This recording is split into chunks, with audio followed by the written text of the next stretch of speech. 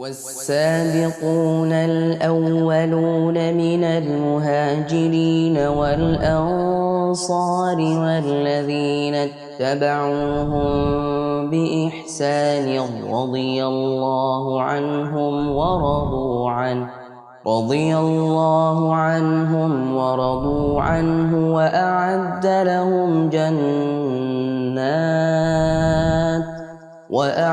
لهم جنات تجري تحتها الأنهار خالدين فيها أبدا ذلك الفوز العظيم.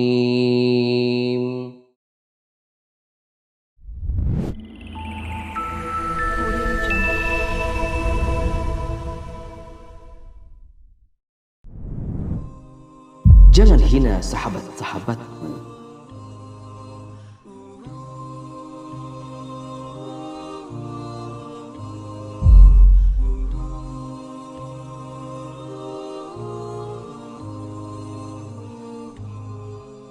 Hidup itu pilihan, kematian itu keniscayaan. Kalimat ini begitu sering kita dengar, dan memang benar. Allah Subhanahu wa Ta'ala memberikan pilihan-pilihan dalam hidup ini. Mau seperti apa kita menjalaninya? Apakah kita akan berjalan sesuai fitrah yang Allah telah fitrahkan? Ataukah kita akan menyelisihinya? Apakah kita akan berjalan pada trek yang telah ditetapkan Allah? Ataukah kita akan mencari jalan lain sesuai dengan kehendak kita, tanpa peduli pada aturan yang Allah Subhanahu wa Ta'ala tetapkan? Semua itu menjadi pilihan bagi kita. Sementara kematian itu pasti akan datang pada kita, kapan dan di mana saja. Saat kita suka ataupun tidak, dalam kondisi siap ataupun tidak, sekalipun kita berada pada tempat yang amat kokoh. Allah Subhanahu wa Ta'ala berfirman, "Aynama takunu yudrikkumul maut walau kuntum fi burujin musyayyadah."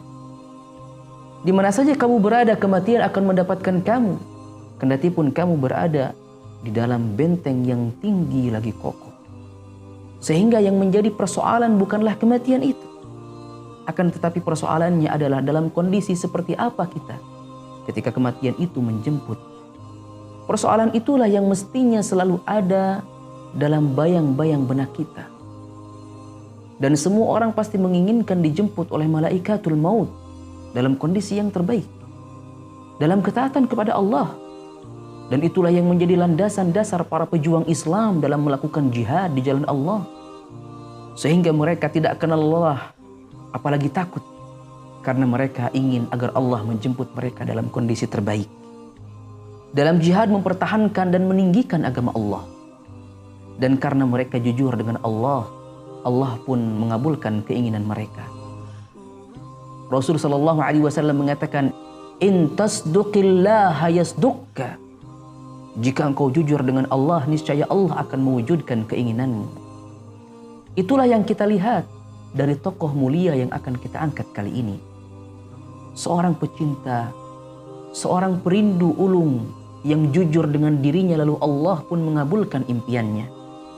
Dia adalah salah satu dari dua insan yang bersaudara karena Allah, mengikat janji setia di hadapan Rasulullah sallallahu alaihi wasallam untuk bersusah dan bersenang bersama. Insan pertama adalah Anas bin Malik, pelayan setia Rasulullah.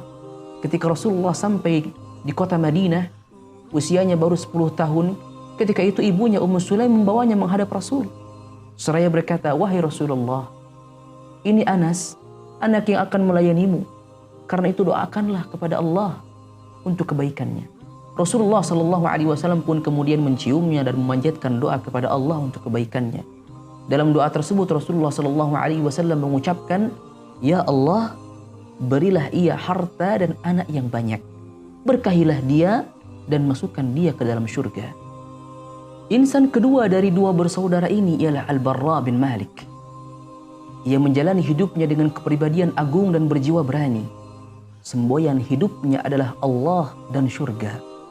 Barang siapa yang melihatnya di medan perang, niscaya dia akan melihat ketakjuban yang luar biasa. Dia berperang bukan untuk kemenangan, melainkan untuk kesyahidan. Meskipun kemenangan juga merupakan tujuan yang mulia, puncak cita-citanya adalah gugur sebagai syahid. Untuk itulah dia tidak mau ketinggalan dalam setiap peperangan, baik bersama Rasulullah maupun tidak. Peperangan demi peperangan dia jalani dengan penuh keberanian dan pantang mundur demi menggapai cita-citanya yang mulia sebagai syahid. Salah satu di antara kisah keberanian Al-Barra bin Malik adalah ketika ia melakoni perang Yamamah melawan pasukan Musailamah Al-Kadzab yang mengaku sebagai nabi. Kisahnya bermula saat Rasulullah Shallallahu Alaihi Wasallam wafat dan kembali kepada Allah. Ketika itu beberapa kabilah Arab keluar dari agama Allah dengan berbondong-bondong, sebagaimana dahulu mereka masuk Islam dengan berbondong-bondong. Sehingga yang tersisa hanyalah para penduduk Mekkah, Madinah, Taif dan beberapa kelompok di sana sini yang Allah tetapkan hatinya untuk terus beriman. Abu Bakar As-Siddiq sebagai pemangku kekhalifahan menggantikan Nabi Shallallahu Alaihi Wasallam tetap tegar menghadapi ujian yang berat ini. Ia pun menyiapkan pasukan-pasukan dan bersiap menghadapi para murtadin itu. Kaum murtad yang paling kuat pasukannya adalah Bani Hanifah yang menjadi pendukung Musailamah Al-Kadzab. Saat itu Musailamah didukung kaum dan sekutunya yang berjumlah 40.000 pasukan. Meskipun sebagian dari pendukungnya tidak beriman atas pengakuan kenabiannya, tapi lebih pada fanatisme kesukuan. Musailamah berhasil memukul mundur pasukan kaum muslimin yang pertama di bawah komando Ikrimah bin Abi Jahal. Lalu Abu Bakar mengirimkan pasukan kedua kepada Musailamah di bawah komando Khalid bin Walid, di mana pasukan tersebut dipenuhi dengan para tokoh Muhajirin dan Ansar. Salah satu dari mereka adalah Al-Barra bin Malik Al-Ansari. Pertempuran pun tak terelakkan di daerah Yamamah di Najd. Tidak lama kemudian pasukan Musailamah pun terlihat unggul. Bumi tempat kaum muslimin berpijak pun terguncang. Mulailah pasukan kaum muslimin bergerak mundur dan terjepit. Sehingga pasukan Musailamah berhasil menyusup ke tenda utama Khalid bin Walid dan istrinya Khalid, hampir saja terbunuh. Ketika itu kaum muslimin merasa bahaya yang sangat besar. Mereka menyadari bahwa jika mereka sampai kalah dari pasukan Musailamah, maka Islam tidak akan tegak lagi dan Allah tidak lagi bisa disembah di Jazirah Arab. Khalid langsung bangkit menuju pasukannya. Ia mulai mengatur kembali pasukan. Dia menempatkan pasukan Muhajirin di bagian depan, menyusul pasukan Ansar di belakangnya, dan ia menempatkan orang-orang Badui di barisan tersebut. Khalid juga mengumpulkan anak-anak yang berasal dari satu bapak dengan satu panji agar dia dapat mengetahui musibah yang menimpa setiap regu dalam peperangan ini, dan juga agar dia tahu dari sisi mana kaum muslimin diserang. Maka terjadilah peperangan hebat antara kedua kubu. Kaum muslimin belum pernah menjalani peperangan sehebat ini sebelumnya. Musailamah dan sekutunya telah berdiri dengan congkaknya di medan pertempuran, seolah mereka bagai gunung yang tak akan goyang dan seolah mereka tak peduli dengan banyaknya korban dari mereka yang berjatuhan. Kaum muslimin saat itu didukung oleh para pahlawan yang begitu sulit dilukiskan dengan kata-kata, yang kalau berhasil dilukiskan maka akan menjadi cerita yang sangat menarik. Terdapat di sana Thabit bin Qais, pembawa panji Ansar yang telah menyiapkan peralatan kematian, kain kafan, dan telah menggali sendiri kuburan untuk dirinya. Ia berjuang memegang panjinya hingga ia pun terbunuh dan menjadi syahid. Ada lagi Zaid bin Khattab, saudara Umar bin Khattab radhiyallahu taala anhuma, yang menyuruh pasukan muslimin, "Wahai sekalian manusia, gigitlah kuat-kuat geraham kalian, seranglah musuh kalian dan teruslah maju pantang mundur. Wahai sekalian manusia, demi Allah, aku tidak akan berkata apapun lagi setelah ini hingga Musailamah dapat dikalahkan atau hingga aku berjumpa dengan Allah dan bersaksi di hadapannya." Kemudian ia mulai menyerang musuh dan terus berperang hingga gugur sebagai syahid. Ada juga Salim, budak Abu Hudzaifah, sang pembawa panji kaum Muhajirin. Kaumnya khawatir akan kelemahan fisiknya dan rasa takut yang dimilikinya, sehingga kaumnya berkata kepada Salim, "Kami khawatir kita akan diserang dari arahmu." Salim menjawab, "Jika kalian diserang musuh dari arahku, maka seburuk-buruk penjaga Al-Quran adalah aku." Kemudian Salim menyerang musuh Allah dengan begitu beraninya hingga ia pun gugur dan syahid. Akan tetapi semua kepahlawanan tadi masih kalah menarik dengan kisah kepahlawanan Al-Barra bin Malik radhiyallahu taala anhu. Hal itu karena saat Khalid melihat perang berkecamuk dengan begitu dahsyatnya, ia menoleh ke arah Al-Barra bin Malik sambil berkata, "Seranglah mereka, wahai pemuda Ansar." Maka Al-Barra pun melihat ke arah kaumnya dan berkata, "Wahai kaum Ansar, janganlah salah seorang di antara kalian berpikir untuk kembali ke Madinah. Tidak ada lagi Madinah bagi kalian setelah hari ini. Yang ada hanya Allah saja dan surga." Ucapan itu menunjukkan semangat orang yang mengucapkannya dan menjelaskan kualitasnya. Benar, yang tinggal hanyalah Allah dan surga. Karena dalam suasana dan tempat seperti itu tidak sepantasnya terbetik dalam fikiran kepada yang lain, walau kota Madinah sekalipun. Ibu kota negara Islam, tempat rumah tangga, anak dan saudara mereka. Sekarang mereka tidak pantas berpikir ke sana.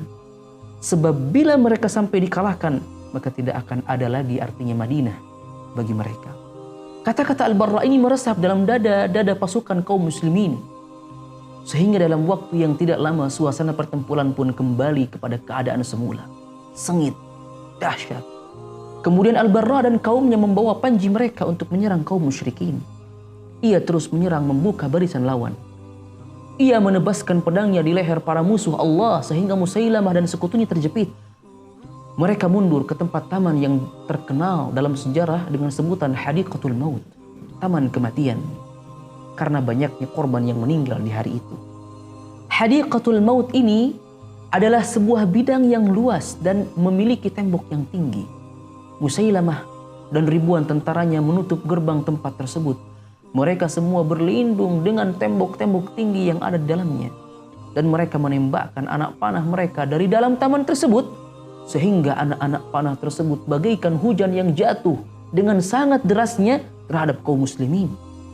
Saat itu majulah Al-Barra bin Malik sambil menyeru, "Wahai kaumku, taruhlah aku di alat pelempar dan arahkanlah ke arah para pemanah itu. Lemparkanlah aku ke dalam taman dekat dengan gerbangnya. Karena bila aku tidak mati syahid, maka aku akan membukakan gerbang taman untuk kalian." Dalam sekejap Al-Barra bin Malik telah duduk di atas alat pelempar. Dia seorang yang berbadan kurus, maka para pejuang yang lain mengangkat dan melemparnya ke dalam Hadiqatul Maut di antara ribuan pasukan Musailamah. Maka turunlah Al-Barra di pihak musuh. Bagai kilat yang menyambar, ia terus menyerang mereka di depan gerbang taman. Ia berhasil membunuh 10 orang dari mereka dan berhasil membuka gerbang. Dan ia mengalami lebih dari 80 luka panah dan sabetan pedang karenanya.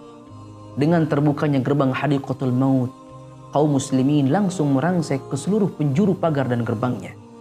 Mereka menyabetkan pedang ke leher para murtadin dan sekutunya, sehingga tidak kurang dari 20.000 dari pihak mereka menjadi korban, termasuk Musailamah Al-Kadzdzab. Al-Barra bin Malik radhiyallahu taala anhu dibawa dengan kendaraannya untuk mendapatkan perawatan.